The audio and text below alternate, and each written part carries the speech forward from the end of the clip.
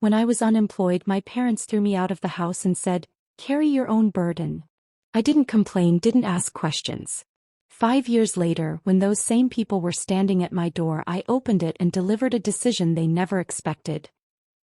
When my mother closed the door behind me, the sound wasn't loud, but it echoed somewhere deep inside me. My father only said, "We can't handle this anymore. You're an adult. Carry your own burden." I didn't ask any questions. I had one bag in my hand, a few dollars in my pocket, and an email on my phone saying the company was letting me go due to downsizing. In front of me was the street, the cold air of fall, and a life that suddenly felt like it had no roof. The first week I slept in my car. Walmart parking lots, one night on a friend's couch, whole days spent in the library pretending I was just there to read. Every morning I bought cheap coffee, flipped to the job listings and told myself this was temporary. But bills are never temporary. A notice came that my phone would be shut off. Then my health insurance ended. One afternoon a toothache hit so hard my eyes filled with tears, but I didn't go to the ER. I knew exactly what that bill would mean. I took a night shift job at a warehouse. Lifting boxes, scanning labels, coming home and collapsing without even eating sometimes.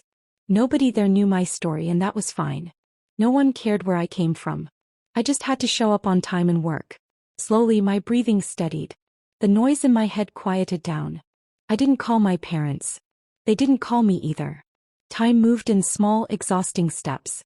I saved just enough to rent a tiny studio apartment with thin walls and a heater that rattled all night. I enrolled in evening classes at a community college and started studying accounting. One professor said to me once, "You're quiet but you're sharp." I held on to that sentence more than he probably realized. I fixed my credit little by little. I learned how to budget, how to say no, how to live without a safety net. There was no dramatic rise, no lucky break. Just work, sleep, and doing it again the next day. 5 years passed. I was living in a small but clean townhouse. I owned my car, not fancy but mine. I had a full-time job at a local company with benefits and paid time off. I bought my first couch on sale and felt proud carrying it inside myself. My life wasn't big but it was steady. For the first time I wasn't scared of opening my mail. One Sunday afternoon there was a knock at the door. When I looked through the peephole my heart paused.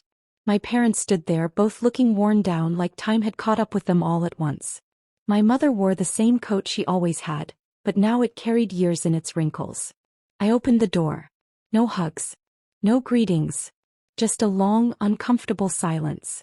"We need to talk," my mother said. We sat at the kitchen table. They told me my father had lost his job. Medical bills had piled up. Their house was at risk. They didn't say the word help directly, but it hung in the air. There was still that old expectation in their voices, like this was simply my responsibility now. I listened without interrupting. I didn't look away. When they finished, I took a deep breath. The anger inside me wasn't sharp anymore. It was settled, solid, like something that had finished forming. "I can't take you in," I said. My mother's face changed immediately. "But I can tell you where to find help. I've walked those paths myself." My father started to speak, but I raised my hand. I didn't complain back then. I'm not complaining now. But I won't make the same mistake twice. I gave them a list. Senior assistance programs. A local clinic. The number of someone I knew who did housing counseling. I told them I would help with paperwork and phone calls, but I wouldn't give them money and I wouldn't let them move in. Tears filled my mother's eyes. "We made you strong," she said, like she was only just realizing it. I shook my head. "No. I made myself strong." When they left and I closed the door, the sound was soft this time. I sat down on the couch, my hands shaking, but there was a strange calm in my chest. This wasn't revenge, you screamed out loud. It was boundaries. It was choosing not to carry someone else's failures on my back. That night, I stood by the window and watched the streetlights come on. Somewhere down the block, a car horn sounded. It wasn't a miracle. No sudden rescue. Just an ordinary American evening and an ordinary woman who had finally learned that abandoning yourself is never the answer. I turned off the light and for the first time in years went to sleep without fear.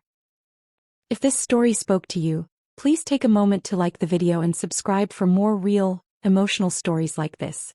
Your support helps this channel grow and reach others who need these messages. Thank you for watching, for listening, and for being here with us.